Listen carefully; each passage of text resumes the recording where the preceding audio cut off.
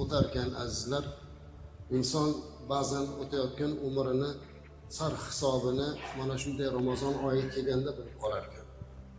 O'tgan sanada Ramazon kelganida bu yil yana bir pasda Ramazon kelib qoldi deb hamma hayron bo'lib qoladi. Bunday holatlarni ko'rganimizda sarhisob qilamiz. Sarhisob degani men bir yil o'tibdi, o'tgan Ramazondan bu Ramazongacha nima ishlar qildim, nima ezguliklar qildim, qanday savoblar qildim. Endi buni bu yog'iga har bir kunimni g'animat bilib boraman degan niyatda turmoqliklari kerak. O'tgan sanada